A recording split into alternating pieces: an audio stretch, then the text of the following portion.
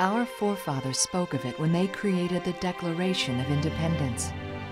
We hold these truths to be self-evident, that all men are created equal and are endowed with certain inalienable rights, including life, liberty, and the pursuit of happiness.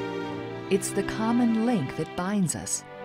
It defines the values that are deeply embedded in our character, and it's the dream that has shaped our nation. As educators, proud citizens, and union members, we believe in the American dream, the promise of a better life and the ability to imagine opportunity and prosperity. And with a good education and hard work, the right to obtain the dream. But over the past decade, the meaning of the American dream has changed. Unfortunately, hard work and determination no longer guarantee success, especially for Florida public school employees.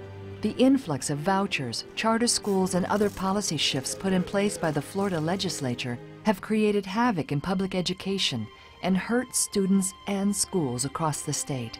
Even worse, many of the changes have further influenced the erroneous perception that public schools are failing. We're being blamed for everything. I mean, you know, from raising the kid to teaching the kid to running the schools, it's our fault. For them, that dream, that promise of a better life for themselves and their children, that shot at a middle-class lifestyle may be slowly slipping away.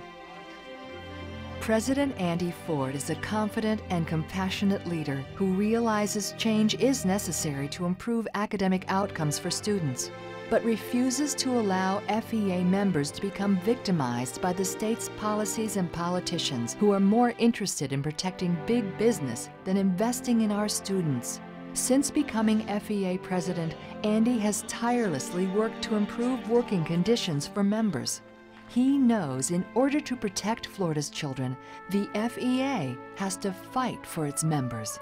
Education reform is moving in the wrong direction, and so many of our teachers and ESPs are struggling because of it. It's difficult to do a good job when you are dealing with personal hardship. Our members need hope. They need to know that someone is standing by them and is willing to fight for them. I will never allow the FEA to back down. We will never abandon our members. Your union, the FEA, and your local union are the only ones fighting to preserve public education for all students. That's why it is vital that the FEA stand united with local unions from Jacksonville to Escambia to the Keys. I can't imagine what it must feel like working in a school without someone having your back. I believe the FEA should always have your back. He came to our local and he talked with the teachers to see exactly what it was that we were going through. And we felt good about that because we knew that he was going to take it back, you know, take it back to the cabinet members, take it back to the lobbyists and let them know what's really going on. And I can say I really appreciate Andy Ford because he's not removed from what we do. When I'm on the road visiting locals, I am really moved by what I'm hearing from members. I don't have all the answers. I don't think anyone does, but we can work together to find them. We can collaborate, both sides, school districts and the local unions, members sharing with lawmakers in their district offices, the FEA and the state board and policymakers at the DOE collaborating on new approaches. That's a message of hope, support, and union solidarity. I believe our union is here to provide a vision for the future and a sense of hope. While member advocacy is always a top priority, President Ford is driven by his experience working in an inner-city classroom in Jacksonville. Unlike many of the people currently making education policy decisions, President Ford has first-hand experience of the impact of quality schools on a child's life. He knows public education is truly the gateway to the middle class for the majority of students in Florida. Our members are part of what's good about this state and our public schools. I admire their work very much. They are dedicated to our students and committed to the process, even though there is very little commitment to them on the part of the state. Lawmakers say all of the changes are needed because it is about education reform. But it doesn't make sense when you look at the impact of privatization, school budget cuts, the funneling of public education dollars to private school vouchers, and evaluations that are literally endangering members' jobs and their way of life. That's why I strongly believe we have to unite and work hard as a collective body inside our schools and outside in our communities. I really just don't see a lot of politicians who value educators. Like many members, Elton Wright is a teacher who is struggling to hold on to that promise of hope. He recently received a negative evaluation after years of receiving positive feedback from his principal and other administrators. Florida's accountability system is discouraging good teachers and prompting many to rethink their careers. And the negative impact is being felt in schools across the state. So I've been effective for 16 years, and in my 17th year, because I did not have a sheet on my students' desk that they can track their own selves, which is not a part of our evaluation system, I got marked on beginning. And that's the first time in my career that I can truly say I did not deserve that right there. And so since that happened, I'm on needs improvement. Here you have teachers that have been highly effective year after year after year, and now they're coming up with needs improvement or effective, and it's crushing to them. This is a good example of why we must advocate for policies that work for teachers, students, and parents. Teachers with FCAT students and those with students who don't take the FCAT are being treated unfairly. We need an accountability system that people believe in, one that is clearly defined, fair and equitable, transparent and valid. We need an evaluation process that relies on a lot more than a single test, and an observation process that teachers are prepared for and have some say in.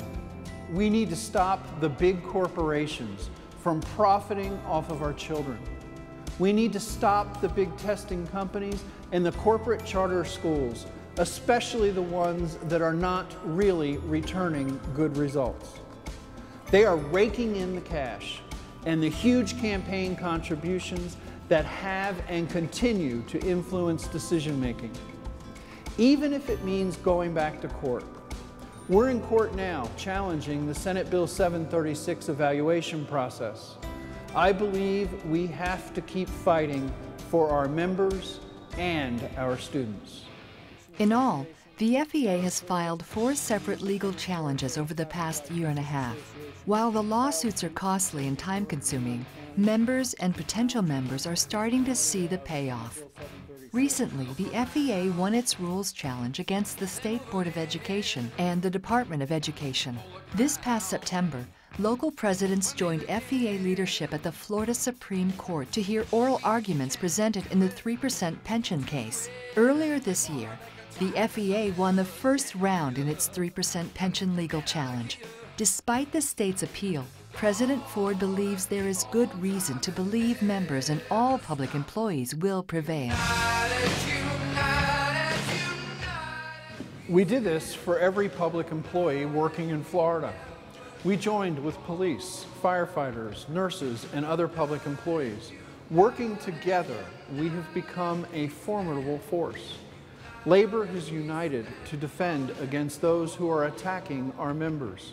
It is a unique opportunity. We saw it in action this past legislative session. Solidarity works. Our collective voice defeated numerous anti-union and public education bills, such as prison privatization. We defeated the proposal that would have given the Professional Educators Network, or PEN, the right to organize in your school, take your money, and deceive you with their alleged protections. We stopped the Paycheck Protection Bill, but we have to do more than get better at working together. I am serious when I say we moved into the community and began working more closely with parent groups. We saw the power of mobilization when Florida moms became angered by lawmakers when they tried to mislead them with the parent trigger legislation. Working with our union and leadership across the state, the bill was defeated on a 20-20 vote. In order to continue success, this is what we have to do. We must mobilize members and potential members, community leaders and parents. I believe everyone has a stake in education and the future of this state. While more members are starting to see the importance of political activism, President Ford says local leaders and activists continue to remind him that apathy among members remains the union's biggest challenge.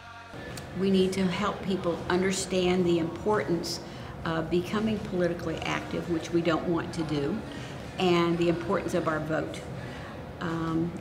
I tell people you're voting your profession, you're voting your job, you're voting the education that your children and grandchildren will receive.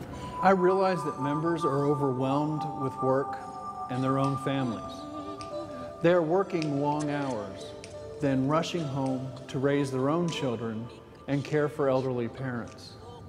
They are scrambling to find the money to pay bills and put food on the table, and it never feels like enough. Our members have to realize that this is about our vote. Our jobs are political. Yes, we work in a school, but lawmakers are making decisions for you. It is about your vote. Your vote is your most powerful tool. It is the only action that will send a powerful message that can make a huge difference. We must find ways to engage more members. We must encourage political activism and get them and their family members and friends to the polls. We must believe that we can make a difference through the democratic process. We must believe in ourselves and our ability to return sanity to government. We must believe that we have the ability to ensure better policies for public employees and our schools. If you want to make the world a better place, take a look at yourself and make a change. For President Ford, the future success of public education and our organization rests in what we believe in as a union. We believe in the public schools. We believe in our union. We believe in teachers. We believe in equality. We believe in diversity. We believe in FEA.